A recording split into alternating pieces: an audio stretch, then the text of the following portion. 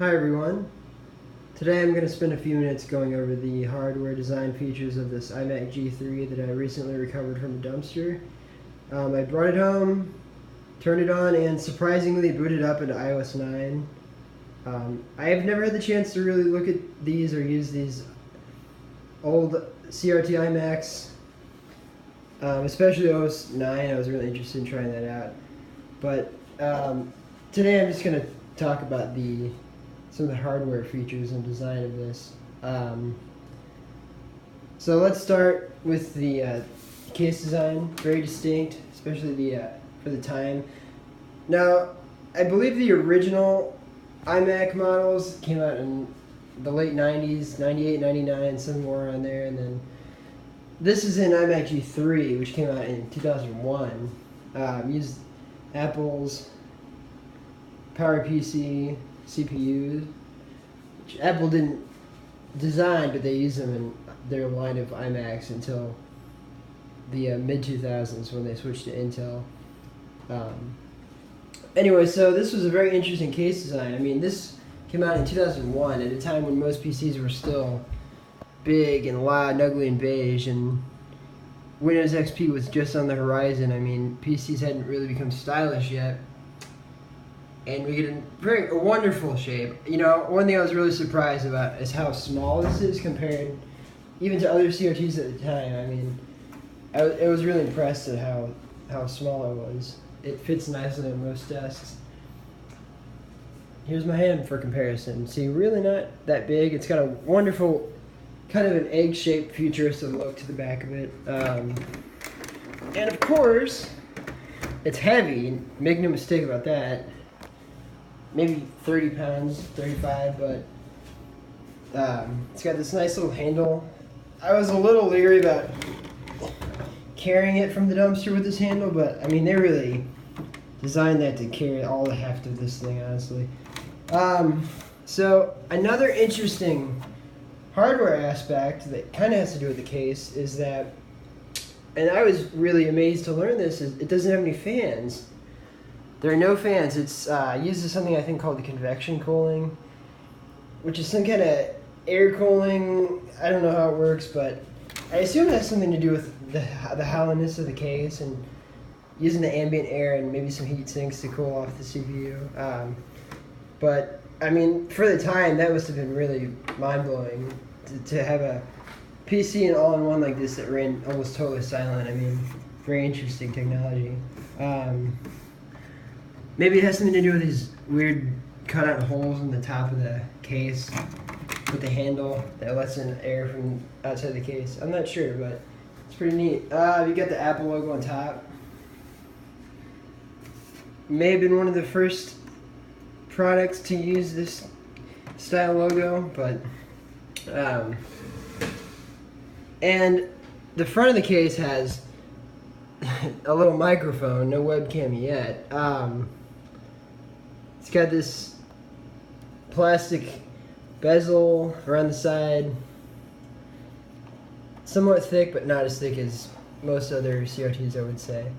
We're going to take a look at the front here. Got the iMac logo, still looking very nice.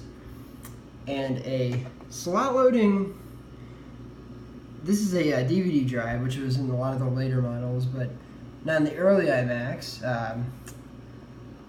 And I may have been able to write CDs, but I'm not sure about that. Interestingly enough, no floppy disk drive. And that was a pretty controversial decision. I mean, in the late 90s, none of the iMacs had floppy disk drive. I think that was Steve Jobs' decision to get rid of that. I mean, at the time, people still use floppy disks, so that was an interesting decision. You got little speakers here, both sides.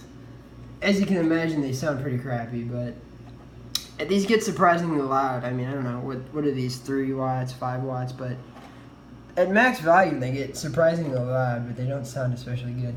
Another interesting little feature, though, is dual headphone jacks on the front of the case. Now, I've seen these before in a couple more modern PCs and laptops and stuff, but it's pretty interesting. I guess they figured, you know, listening to music, you want to share it with somebody, you can. And then on-off switch in a very nice place right in the front. Has the distinct feature that some later iMacs have too, where the light dims when it's in sleep mode. It's pretty neat. Let's go around the side and look at the ports. So, similar port style to iMacs even today, really, but I think most of them are in the back. This is on the side, and let's see, you've got microphone in, another headphone out, 2 FireWire, modem. I'm not sure what these 2 little buttons here on the bottom are. You got me on that. Looks like a play pause button. Ethernet port on the side, and then 2 USB ports. Now, I wish there were more USB ports.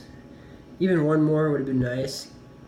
I don't know if they anticipated USB to really take off as much as it did, but well, from what I read, actually, they were hoping that FireWire would take over, and eventually, you know, they even introduced lighting ports, things like that, but it never quite had the same popularity.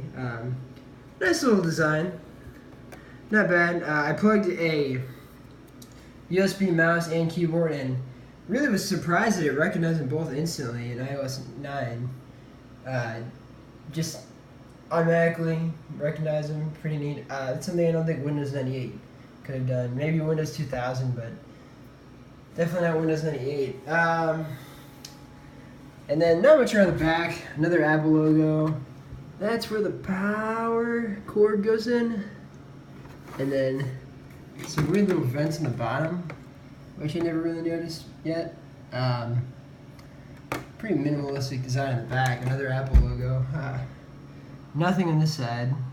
Just some plastic case going all the way around. And then one of the most interesting features or not features, but things about this iMac. It's quite a beast to lift over, to be honest. So we're gonna look at the tag for it, and it's got the serial number, Ethernet ID. Look at that. I was assembled in USA, and even the I is lowercase.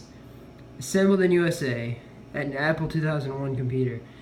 Really mind-blowing that they can't figure out how to do that today. Make a fanless all-in-one assembled in USA, but whatever. Cupertino, California, 1999. I don't think that's when this was assembled. This one in particular, but pretty cool. Some more little vents in the bottom. Probably something to do with the cooling. And then a couple little stands that both broke off. So maybe there was some something here that some slots that for holding up a stand. I'm not really sure, but it's kind of neat. This is white translucent plastic, and it looks like this bottom part actually, yeah, it does. It unscrews. I guess you can get to it. Some kind of lock to allow you to access the internal hardware, but just some really neat plastic punch outs, I guess, for the cooling. It's kind of a neat little thing. So let's let this bad boy back over, and gotta be a little careful. Yeah, I think it's a 14-inch CRT. Max says out at 1024 by 768. Honestly, kind of looks like crap. I was hoping it would be better. But you know, it is what it is. Surprisingly, at 1024 by 768, you get 75 hertz, and then at 640 by 480, you get 115 hertz. Wow, I didn't know CRTs went that high. Pretty cool. Alright, I want to make this under 10 minutes, so I will end it here. Thanks for watching, guys.